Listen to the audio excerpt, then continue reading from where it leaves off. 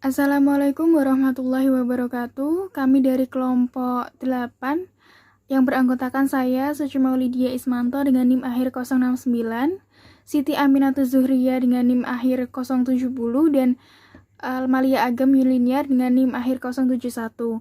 Kami akan mempresentasikan materi tentang kontroversi dan kreativitas dalam dinamika kelompok. Pertama, materinya akan dijelaskan oleh teman saya.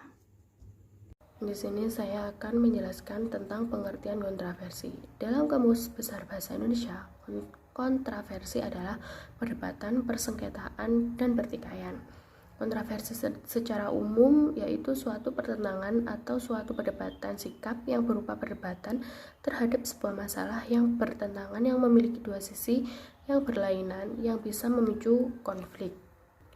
Ada juga pengertian lainnya. Kontroversi atau pertentangan adalah proses persaingan dan pertikaian yang ditandai oleh ketidakpastian pribadi seseorang dan juga perasaan tidak suka yang disembunyikan pada kepribadian seseorang, atau dengan kata lain, pertentangan tentang pendapat atau sudut pandang seseorang. Kontroversi berasal dari bahasa Latin, yaitu contraversus, yang berarti berpatah dalam arah pertentangan. Ins daripada kontra berarti melawan, dan verter berani berpatah, berpusing, atau melawan. Selanjutnya adalah bentuk-bentuk kontroversi. Menurut sifatnya ada 4 macam bentuk-bentuk kontroversi, yaitu yang pertama, kontroversi umum. Contoh kontroversi umum yaitu penolakan, perlawanan, perbuatan menghalangi, protes, kekerasan, dan lain sebagainya. Yang kedua adalah kontroversi rahasia. Contoh dari kontroversi rahasia yaitu pengkhianatan dan membuka rahasia orang lain ke muka umum. Yang ketiga, kontroversi intensif. Contoh kontroversi ini yaitu penghasutan, mengecewakan pihak lain, menyebarkan desas-desus. Yang keempat adalah kontroversi taktis. Contoh kontroversi ini yaitu mengganggu atau membingungkan pihak lain, provokasi, intimidasi, pemaksaan dengan kekerasan, dan mengejutkan lawan. Tipe-tipe kontroversi. Kontroversi memiliki beberapa tipe sebagai berikut. Yang pertama, kontroversi yang menyangkut generasi dalam masyarakat. Hal ini terjadi dalam masyarakat yang mengalami suatu perbuatan cepat, misalnya hubungan anak dan orang tua. Meningkatnya usia anak menyebabkan lingkungan pergaulan makin meluas, sehingga orang tua khawatir anak akan menyimpang dari tradisi. Yang kedua adalah kontroversi yang menyangkut seks. Kontroversi ini menyangkut hubungan suami istri dalam keluarga dan peranannya di masyarakat.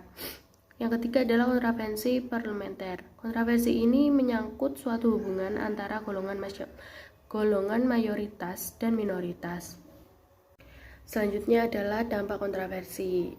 Dampak kontroversi ada dua, yaitu dalam skala kecil maupun skala besar.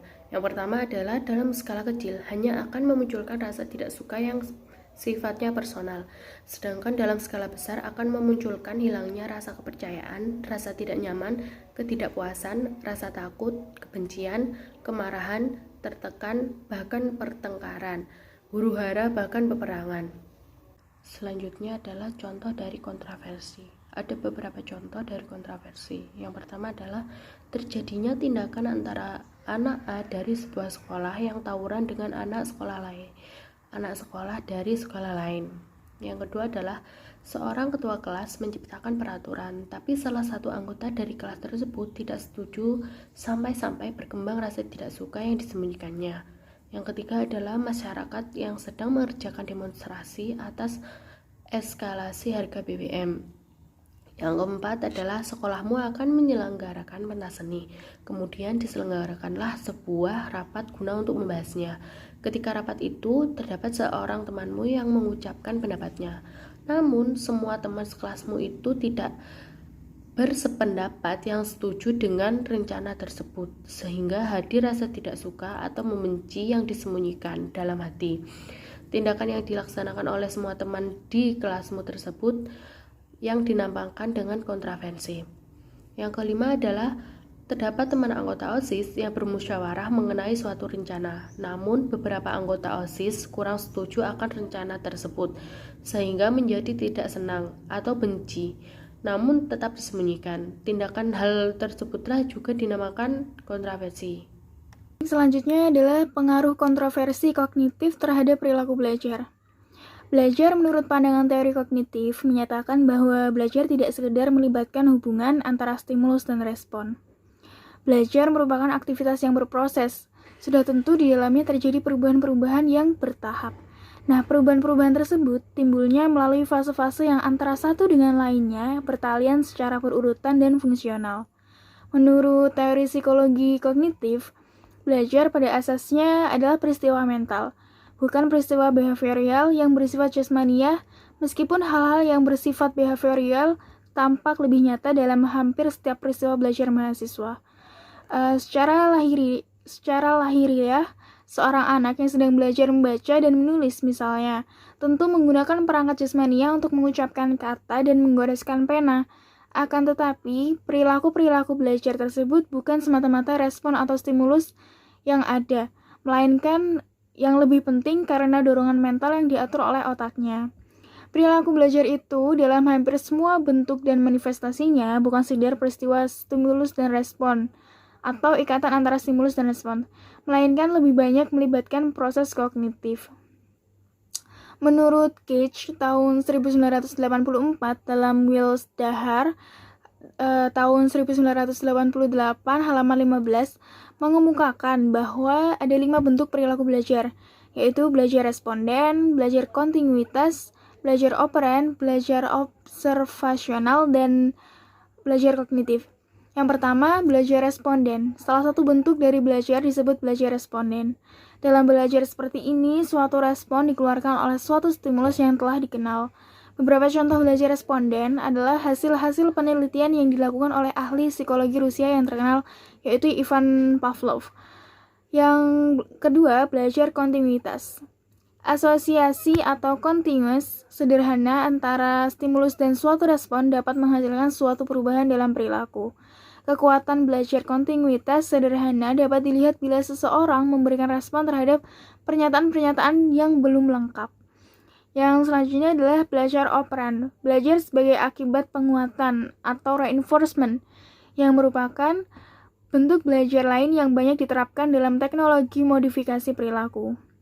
Bentuk belajar ini disebut terkondisi operan, sebab perilaku yang diinginkan timbul secara spontan, tanpa dikeluarkan secara instinktif oleh stimulus apapun.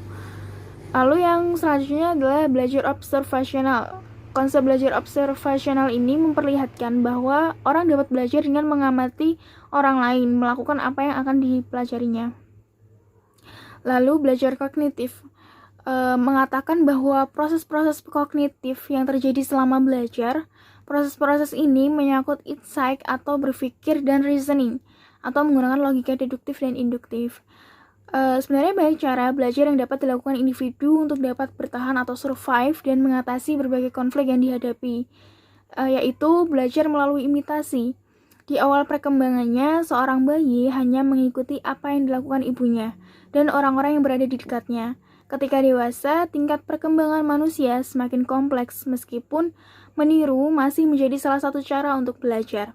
Tetapi sumber belajar itu tidak lagi berasal dari orang tua ataupun orang-orang yang berada di dekatnya, melainkan orang-orang yang sudah mereka kenal, misalnya orang yang terkenal seperti penulis, ulama, dan lain-lain. Di dalam Islam dapat ditemui juga hal yang demikian. Mari kita lihat sepasang saudara kembar Qabil dan Habil. Banyak juga di dalam Al-Quran yang mencoba menerangkan tentang salah satu varian yang seperti demikian. Karena tabiat manusia yang cenderung untuk meniru, maka teladan yang baik merupakan sesuatu yang sangat penting dalam membentuk perilaku manusia. Selain belajar melalui imitasi, ada juga pengalaman praktis dan trial and error.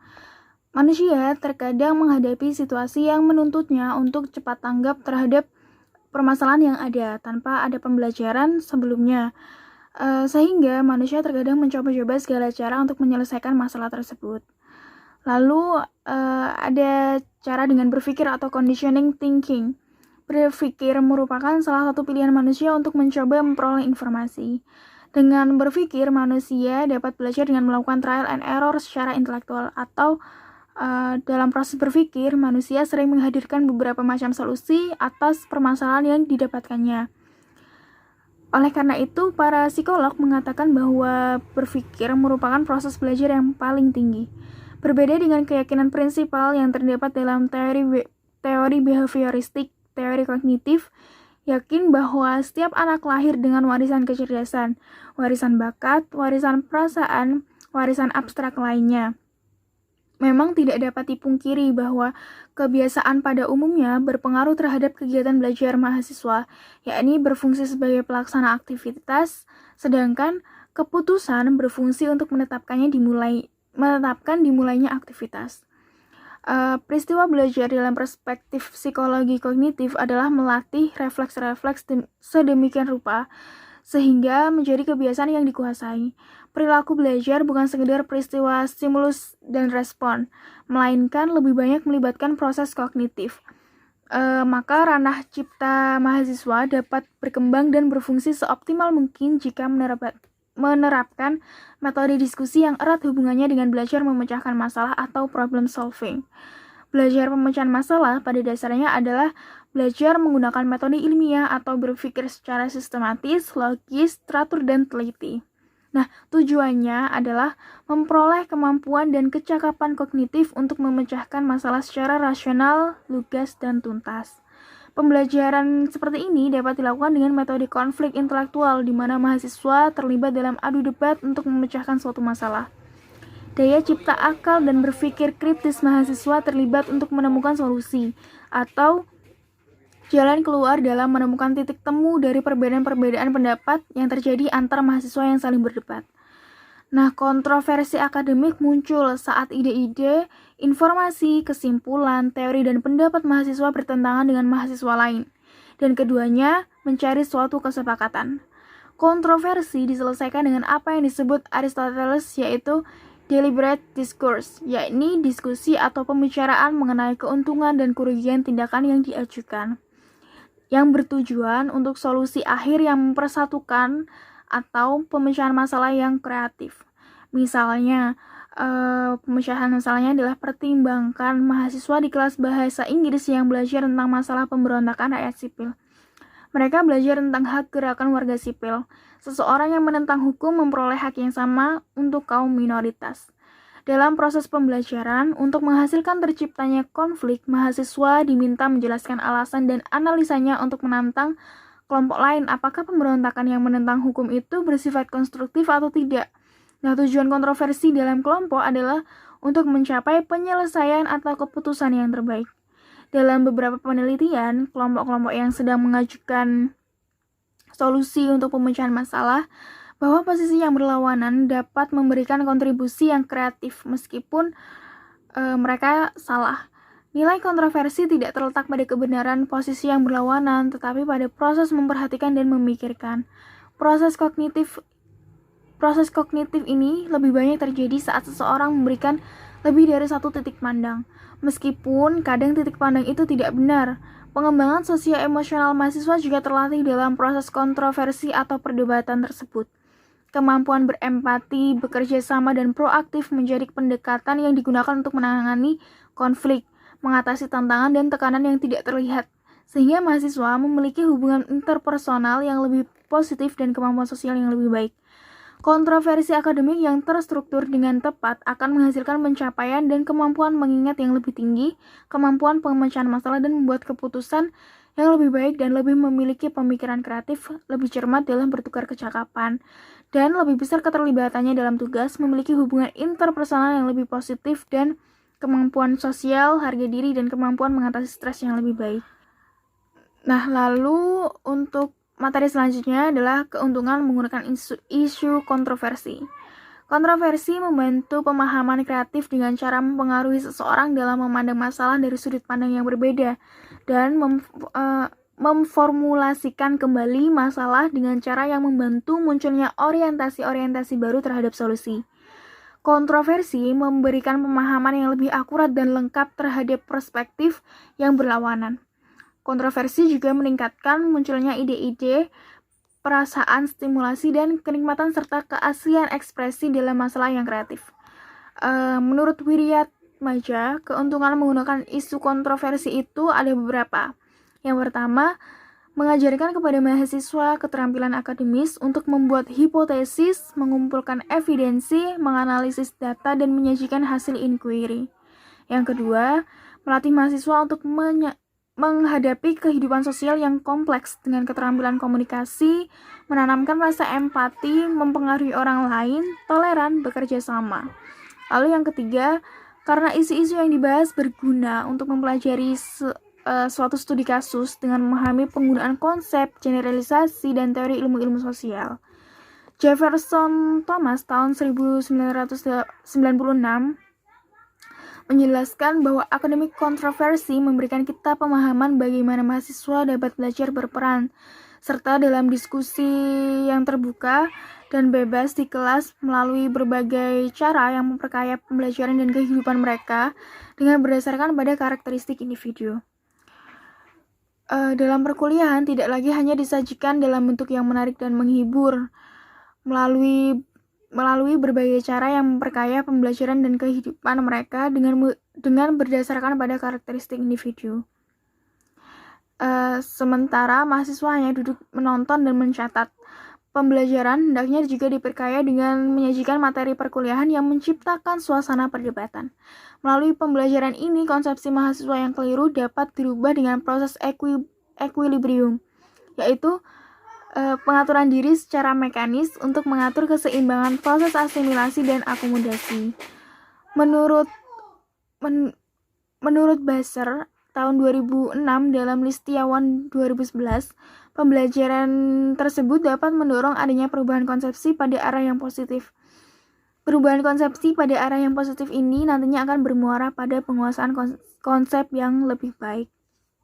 Kreativitas menurut Sudarsono ialah hasil produk baru yang pada prinsipnya merupakan hasil karya sendiri atas inisiatif sendiri dan bukan hasil menyontek atau tiruan. Sedangkan menurut Mapiare mendefinisikan kreatif adalah gaya beraktivitas dengan ciri asli, kombinasi baru namun tepat sasaran. Selanjutnya menurut Munandar ialah mengungkapkan bahwa kreativitas merupakan kemampuan untuk membuat kombinasi baru berdasarkan data atau unsur-unsur yang ada. Jadi di sini dapat disimpulkan bahwa kreativitas adalah sebagai segala sesuatu yang berkaitan dengan cara atau upaya mengatasi berbagai masalah, mencari kualitas kehidupan pribadi, masyarakat, dan organisasi. Kreativitas juga merupakan proses berpikir atau menemukan hal yang baru dan hubungan baru. Yang selanjutnya adalah upaya untuk mengembangkan kreativitas. Upaya ini dapat dilakukan dengan berbagai cara. Yang pertama yaitu dengan cara bermain. Bermain ini dapat mengembangkan kreativitas karena kegiatan ini menyenangkan dan dapat dilakukan secara berkelompok. Yang selanjutnya yaitu melatih otak kanan dengan cara mengajak anak bernyanyi dengan kegiatan kreativitas lainnya agar otak kanan dapat bekerja secara optimal. Yang selanjutnya yaitu berekreasi setiap hari. Kegiatan tersebut dapat mengembangkan sesuatu yang kreatif dan dapat dilakukan secara berkelompok dengan teman sebayanya. Yang selanjutnya yaitu meningkatkan pemberdarahan kata. Semakin tinggi kata-kata yang dimiliki oleh anak, maka seorang tersebut akan lebih mudah memahami teman sebayanya. Yang selanjutnya yaitu melatih kemampuan mendengar. Kegiatan ini dilakukan dengan tebak-tebakan dengan temannya. Yang selanjutnya yaitu sediakan fasilitas yang dapat mendukung kreativitas. Misalnya saja dengan bermain bongkar pasang. Kegiatan ini dapat dilakukan secara berkelompok. Materi selanjutnya yaitu keterkaitan kontroversi dan kreativitas dalam dinamika kelompok. Kontroversi ini membantu pemahaman kreativitas dengan cara mempengaruhi seseorang dalam memandang masalah dari sudut pandang berbeda dan memformulasikan kembali masalah dengan cara membantu munculnya orientasi baru terhadap solusi. Kontroversi ini memberikan pemahaman yang lebih akurat dan lengkap terhadap perspektif yang berlawanan. Sekian presentasi dari kelompok kami. Terima kasih. Wassalamualaikum warahmatullahi wabarakatuh.